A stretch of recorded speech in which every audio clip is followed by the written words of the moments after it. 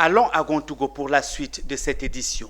Les 6 premiers mois de l'année viennent de s'écouler et l'heure est venue de faire un bilan à mi-parcours dans certaines structures étatiques.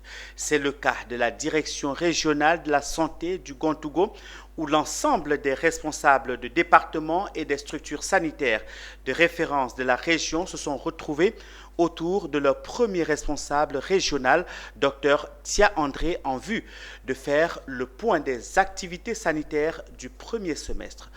Voyons tout cela avec Anissé Kouadio, notre correspondant dans la région. Premier semestre de l'année 2024. Pour cette première moitié de l'année, la Direction régionale de la santé, de l'hygiène publique et de la couverture maladie universelle du Gontougo a décidé de réunir tous les acteurs du système sanitaire et les autorités administratives à la réunion bilan de suivi des activités sanitaires du premier semestre de l'année 2024. En début d'année, nous avons élaboré un plan d'action.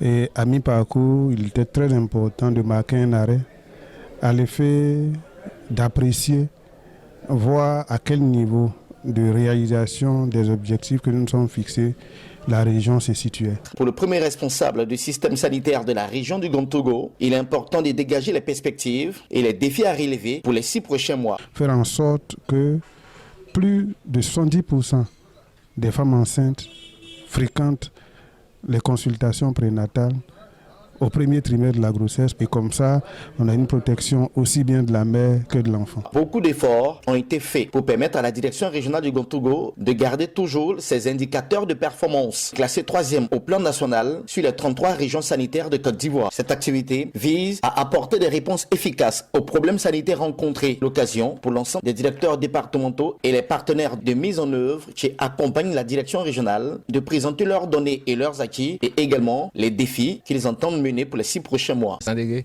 on a quelques difficultés qui sont déjà identifiées, comme CEMU. Nos mamans ne viennent pas tôt à la consultation. Ça, c'est un défi, un grand défi à relever. Si nous tous, nous parvenons à mutualiser nos efforts et à renforcer notre collaboration, nous réaliserons, à n'en point douter, de rapides et progrès dans l'amélioration du système sanitaire dans la région du Gontougo. Cette présentation du bilan sanitaire des activités des districts, hôpitaux de référence et des institutions de la région sanitaire du Gontougo a pour vision maintenir la santé et le bien-être des populations pour réussir leur mission de garder le cap de l'excellence tel que voulu par les autorités du ministère de la Santé.